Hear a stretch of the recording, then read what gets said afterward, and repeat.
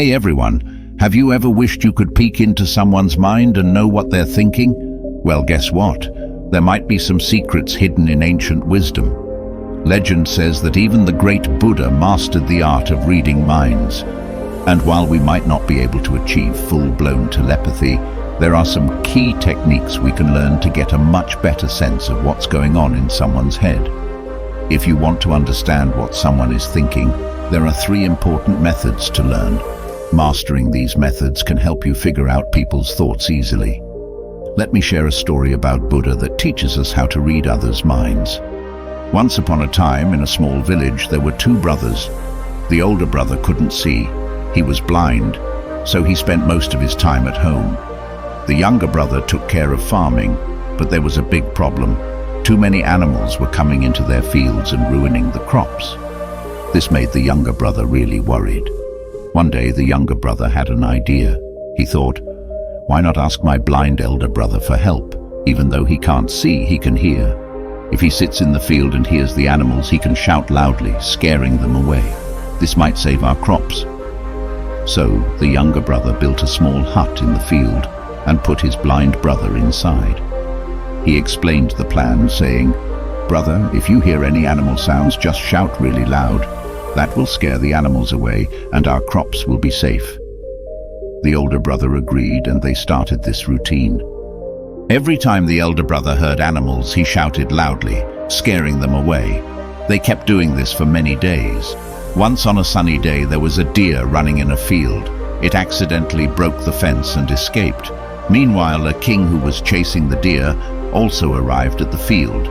The king noticed a blind man and asked him, "Did you see a deer around here?" The blind man replied, "Your Majesty, I'm blind. I can't see a deer, but I can tell you that the animal that ran away from my field isn't worth your time. You're wasting your efforts." The king was puzzled and thought, how can a blind man say that? How does he know if the deer I'm looking for is worth chasing? So, the king questioned the blind man, saying, "Are you sure you're not lying? You claim to be blind, yet you also say the animal that escaped isn't worth pursuing." The blind man replied to the king, "O king, the animal you believe is a deer is actually a doe, and she's going to have babies. From what I know, it's not a good idea for a king to hunt a pregnant doe. That's why I'm saying she's not worth chasing. You shouldn't waste your time on her." The king was surprised by this and couldn't figure out how the blind man knew she was pregnant. He wondered, how does a blind man know this? How can he be so sure about the deer I'm chasing? Maybe I should check this for myself. So the king told his commander, "Commander, I want that creature captured alive. I need to make sure it's really a pregnant doe. The blind man seems so sure and I want to confirm it. Please find out if she's expecting babies." The king was curious and wanted to verify the blind man's claim. He thought it was important to know the truth about the deer before making any decisions. The commander followed the king's instructions and went ahead. After a while, he came back and told the king, "Your Majesty, the blind man is absolutely right. That deer is indeed pregnant." The king was amazed and couldn't figure out how a blind man could know that. His mind was filled with questions. Finally, the king decided to get to the bottom of it and said to the blind man, "I don't know if you're truly blind, but I have one question for you. Will you give me an honest answer?" The blind man replied, "Yes, Your Majesty. You can ask me anything." The king asked, "You claim to be blind, but you accurately told me about the animal I was chasing, saying it's a pregnant doe. Also, you seem to know when animals come and go from your fields. How did you figure all this out?" The blind man told the king, "Your Highness, when you were chasing that deer, I could tell it was a deer by its speed and the sound it made while running. The fence in my field is not very tall, and I knew a regular deer could easily jump over it. But this deer broke the fence to escape. I realized it must be pregnant because jumping over the fence could have harmed its unborn offspring."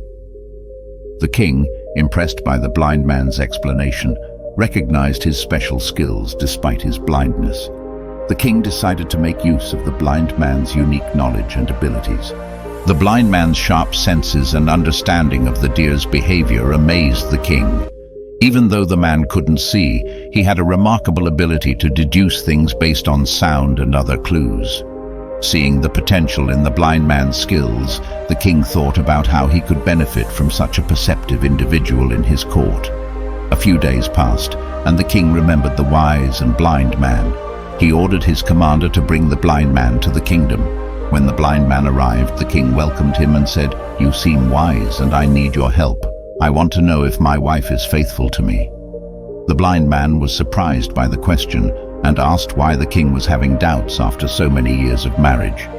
The king insisted on an answer and threatened the blind man with death if he refused. Feeling pressured, the blind man agreed but asked for a favor in return. The king asked, "What do I need to do?" The blind man replied, "You must leave your wife alone with me in a room."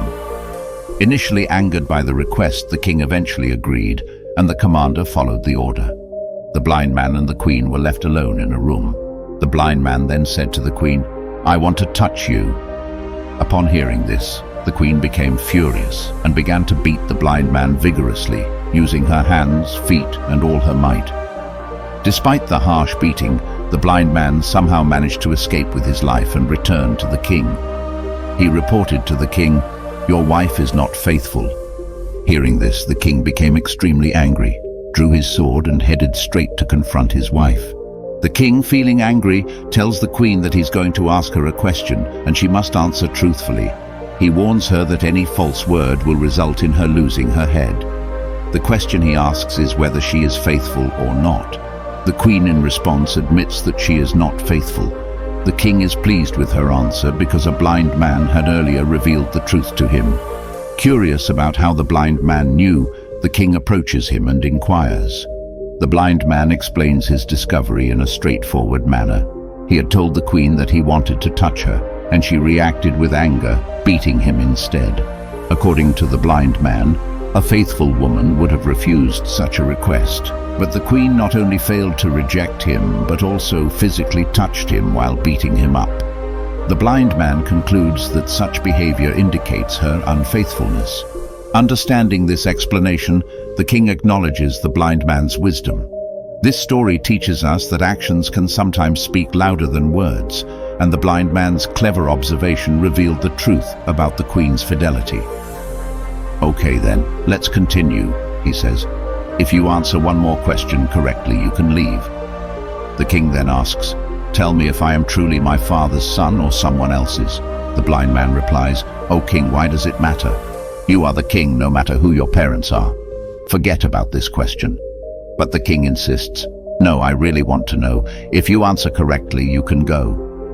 The blind man says, "King, I don't need to ask your mother.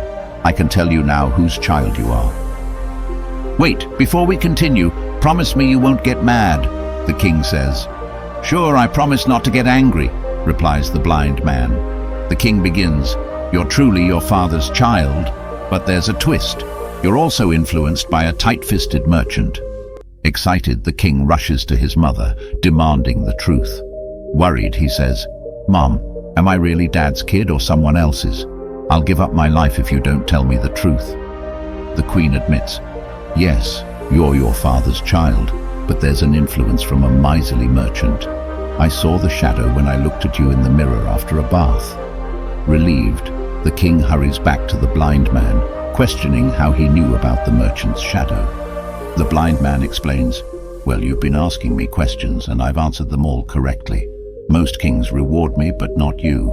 I figured you must be really stingy." The king, upon hearing this, couldn't help but burst into laughter. He then said to the blind man, "Ask for anything you want and I'll grant it. But I'm curious, how are you so good at figuring out right from wrong? How can you give such accurate answers?" The blind man explained, "O king, I'm blind from birth. If I had sight, I could easily read people's thoughts. You see, the mind communicates through the body's actions. By observing a person's eyes, lips, their movements and activities, one can understand what's going on in their mind. I, being blind, rely on actions to perceive. If I want to know something, I ask someone else to perform a task. By watching how they do it, I can grasp what's happening in their mind." So the blind man, lacking the gift of sight, has developed a keen understanding of people by paying close attention to their actions and behavior. This unique perspective allows him to navigate the world and comprehend the thoughts of others. The king was curious and asked the blind man if he could know what others were thinking. The blind man assured the king that indeed he could understand anyone's thoughts, but there was a simple process to follow. First, the king needed to work on calming his mind and bringing it into the present moment. The blind man explained that focusing the mind was crucial. By doing this, the king could connect with the present and understand what others were thinking because they too were thinking in the present. The blind man emphasized the importance of not being preoccupied with past events. If the king's thoughts were stuck in the past, he wouldn't be able to grasp what someone was thinking in the current moment. To help the king achieve this mental focus, the blind man promised to share 3 easy and simple ways. Before unveiling these methods, he encouraged the king to practice concentrating his mind. Only then could the king truly understand the thoughts of others. The blind man assured the king that by mastering these techniques, he would gain the ability to comprehend anyone's thoughts effortlessly. The blind man told the king, "Hey king, I've got a great tip for understanding people. The first trick is all about paying attention to their eyes. When you talk to someone, it's super important to look them in the eyes. Why? Because even though eyes can't talk, they say a whole bunch of stuff. If we get good at picking up the signals in a person's eyes, we can figure out what's going on in their head, their thoughts, what they're thinking, and even what they might do next." Now, I don't have eyes myself, but I learned this cool skill from my awesome teacher, Tom Buddha, a long time ago. Back when I had eyes, I could read people's thoughts just by looking into their eyes. So here's the deal. If you want to know what's going on in someone's mind, focus on their eyes. Check out where they're looking, their gaze, and which direction their eyes are pointing. If someone avoids looking you directly in the eyes, it might be because they're worried about being caught in a lie. On the other hand, if they maintain eye contact without looking away, it usually means they're honest and interested in talking to you. Pay attention to their eyebrows. If they furrow, they might be thinking hard or concerned about something else. If their eyebrows lift and their eyes widen, they could be surprised or curious about what you're saying. Look at the size of their pupils. Larger pupils suggest they like you or what you're saying. They're excited or happy. Smaller pupils might indicate discomfort or anger. They're not pleased with the conversation. Additionally, check the color of the white part of their eyes. If it's red, they could be tired, stressed, or unwell, which might mean they're not in the mood to chat. Once, I met someone who seemed really tired and was traveling. When we chatted, I noticed that their eyes kept looking around and never at me. It made me feel like they were anxious and in a hurry to leave. I had a hunch that they might be keeping a secret. Even though they didn't seem eager to talk, I asked them more questions. Turns out my intuition was right. They had a hidden plan. Just like that, people often express their feelings through their faces. If you pay attention to how someone's face looks, you can easily tell if they're disappointed, very sad, or super happy. Facial expressions can give you a peek into what someone is going through on the inside. It's like a silent language that helps you understand their thoughts and emotions. Faces are like pictures that tell us what someone is feeling even if they don't say a word. If you want to understand people better, pay attention to these silent signals. When someone's mouth turns down, making a small sad face, it usually means they're not happy, pleased, or they've lost something. You can also figure out how they're feeling by looking at their eyes and their body. Now, let's talk about smiles. A big, genuine smile, one that makes the eyes and cheeks go up, is a sign of happiness, friendliness, and kindness. The eyes play a crucial role here. When they become small and shiny, you can be sure that the smile is real. Also, check out the space between a person's eyebrows where the skin wrinkles. If it gets deeper and tighter, it often means they're confused, thinking hard, or trying to understand something difficult or new. So the next time you see someone, keep an eye out for these facial cues. It's like a secret language that can help you connect with others and understand how they're really feeling. The way a person's mouth looks can give you important clues about what they're thinking and feeling. If someone has their mouth closed tightly and looks squeezed, it might mean they don't agree with something, they don't like it, or they just don't want to talk. On the other hand, if someone has their mouth open and looks relaxed, it means they are open to talking. They feel comfortable and they're ready to have a conversation. As you practice noticing these signs on people's faces, you'll become better at understanding what's going on inside their hearts, even if they don't say it out loud. So whether someone uses words to express themselves or not, you can still figure out a lot about their thoughts and feelings by paying attention to their facial expressions. It's like reading a person's emotions through the expressions on their face. Once I met someone who seemed really sad. Even though they acted like everything was okay, I could see a tiny line on their forehead that showed they had a problem. I asked them if they wanted to talk about it, and eventually they opened up to me. After sharing their feelings, they started to feel better, and I was glad I could help. You see, people express their emotions not just through words, but also through their faces. When someone smiles, you can tell they are happy and kind because their eyes light up. On the other hand, a frown means their eyebrows go down, showing they might be worried or confused. If someone raises their eyebrows, it means they're surprised or curious. So, by looking at a person's face, you can understand a lot about how they're feeling. Now, there's another way people communicate, and it's not with words or facial expressions, but with their hands and body. Have you ever noticed how people use their hands to make gestures when they talk? These gestures are like a secret language that adds more meaning to what they're saying. So to truly understand what someone is thinking or feeling, pay attention to their hand movements and body language. It's like they're speaking without saying a word. The blind man continued, "O King, our bodies and hands can tell stories without using words. It's like having a secret language where we can understand what people want and feel by noticing small things they do. Let me give you some examples. Have you ever noticed someone tapping their fingers quickly while talking to you? That usually means they might be bored, in a hurry, or want to end the conversation. I once met someone trying to sell me something, and he was tapping his fingers nervously. I realized he was anxious, so I negotiated a better price, and he was surprised. Now, when someone crosses their arms, it might mean they're not happy with you or what you're saying. It's like they're building a wall to keep their thoughts and feelings private. When you see this, it's good to be kind and careful with your words, so they feel more comfortable and willing to open up. On the other hand, if someone leans forward while talking to you, it shows they're interested, they're paying close attention and want to hear more. This body language indicates that they are eager to listen, learn, and understand what you're saying. It's a positive sign that they value the conversation.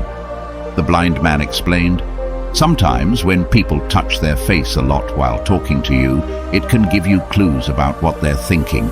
This often means they are worried, deeply thinking, or have a big idea. These small gestures reveal what's going on in their mind and heart. To get good at understanding others through their body language, you need to be patient, observe closely, and pay attention to the things they don't say.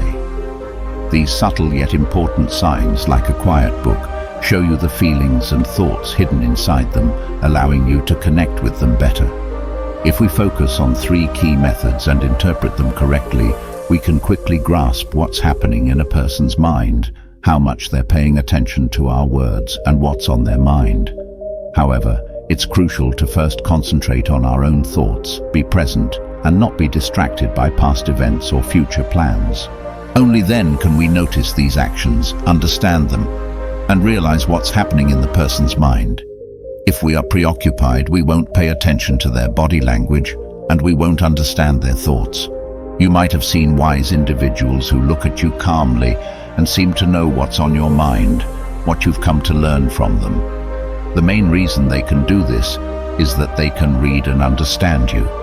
Their minds are focused and peaceful, allowing them to easily grasp your thoughts. I hope you liked the story and found it interesting. If you did, please support me by subscribing to this channel. Your support will encourage me to make more cool and informative stories for you. Thanks for watching, and don't forget to stay tuned for the next video with another exciting story.